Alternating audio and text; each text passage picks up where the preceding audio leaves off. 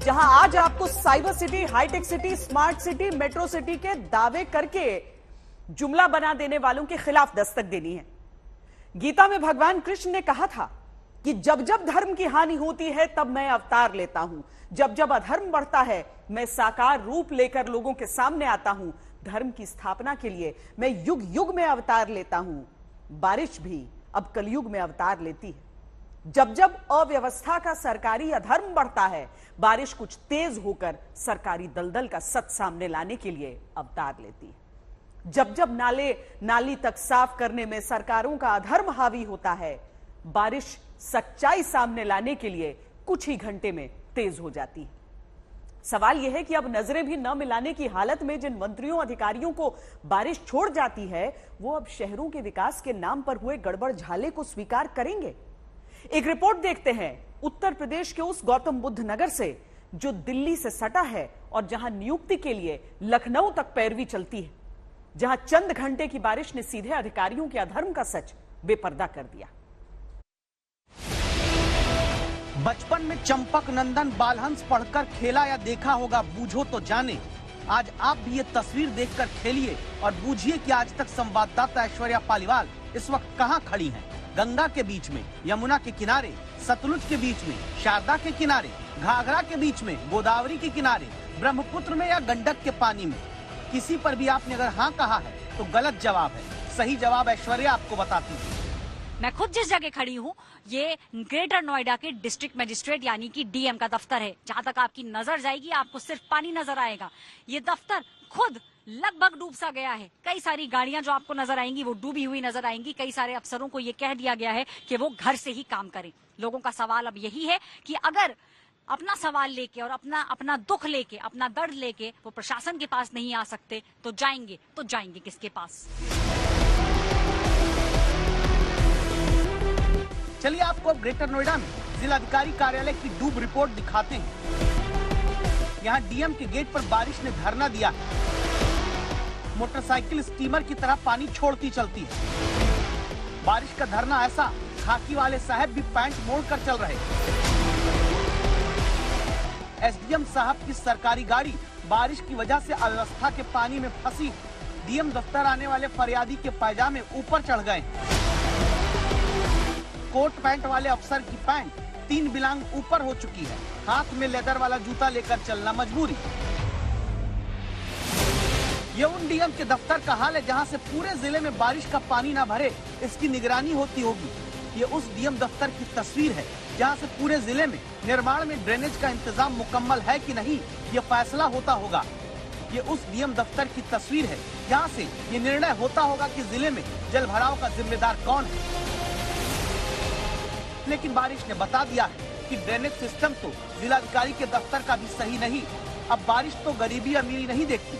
DM दफ्तर में छल्लेदार Audi से आओ तो भी पानी भरा मिलेगा, और चाहे पिंक ऑटो में 10 रुपए देकर जिलाधिकारी कार्यालय पहुंचो। बारिश ने बता दिया है दिया तले अंधेरा का मतलब क्या होता है। बस इसीलिए जनता भी पानी भर जाने पर इसे अपनी नियति मानने के लिए मजबूर छोड़ दी जाती है। काहे कि बच्चा जानता है अगर डीएम दफ्तर भी शिकायत करने चले जाएंगे वहां भी पानी ही भरा मिलेगा। गौतम बुद्ध नगर से ऐश्वर्या पालीवाल के साथ आज तक ब्यूरो। यह बात सच है कि पूरी दुनिया में विकसित देश हो या विकासशील देश हो, किसी भी देश का शहर अचानक बहुत तेज और ज्यादा बारिश को तुरंत नहीं संभाल पाता है।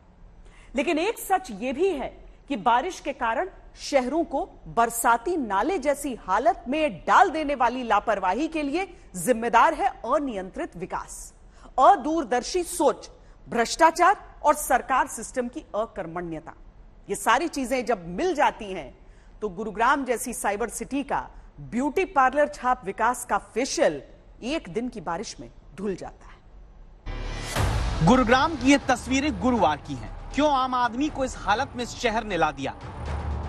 गांवों में जो लोग अपने फोन पर बताते हैं कि दिल्ली के पास ऊंची बिल्डिंग और साइबर सिटी के नाम से मशहूर महानगर गुरुग्राम में रहते हैं, वो शहर गांवों से भी बुरी हालत में विकास के नाम पर इस तस्वीर में दिखता है, जहां लोगों को यूं हाईवे के बगल सर्विस लेन में चलना पड़ता है।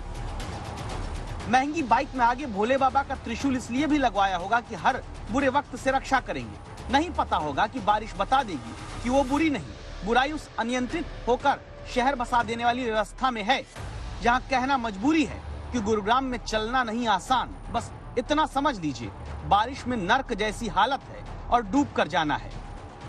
रास्ते में इतना बुरा हाल है, बंद हो गई एक्टिवा, पंचर भी हो गई, धक्का मार के किसी तरह चढ़ रहे हैं। कमर की ऊंचाई तक पानी है जी, बाढ़ सी आई हुई है। बाढ़ जैसी हालात गुरुग्राम में गुरुवार को दिन भर हुई बारिश की वजह से बनी। सर्विस लेन में सड़क गायब हो गई, तालाब बन गया तो कितनी देर पैदल बच्चे को लेकर चलते।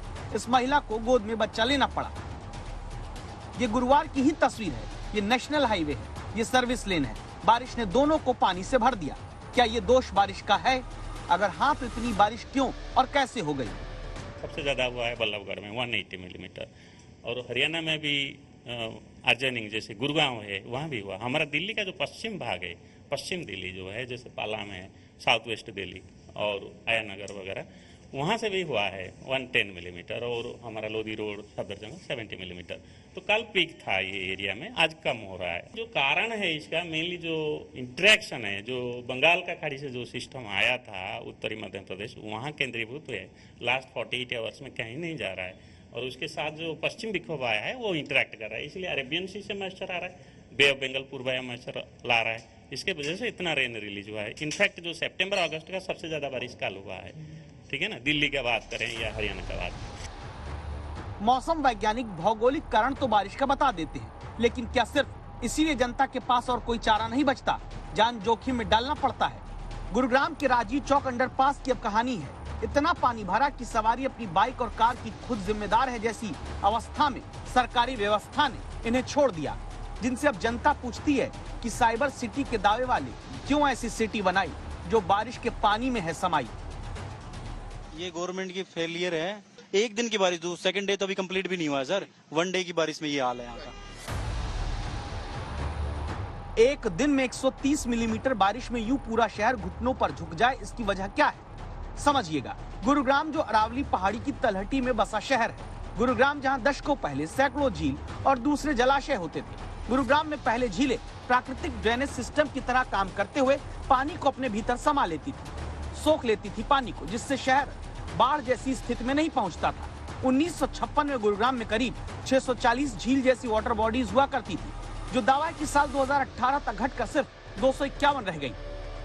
झील और दूसरे जल निकाय जब शहर की कंक्रीट नुमा विकास के जाल में दबते गए, तो अब 100 मिलीमीटर से ज्यादा बारिश हो जाए तो गुरुग्राम समेत देश के तमाम राज्यों के शहर यूं समंदर जैसे दिखने लगते हैं, जहां हाईवे के विकास के किनारे तालाब बन जाता है और ईमानदारी से टैक्स भरने के बाद भी कोई आम नागरिक अपनी लाखों की कार को अनियंत्रित विकास के दलदल से बचा नहीं पाता।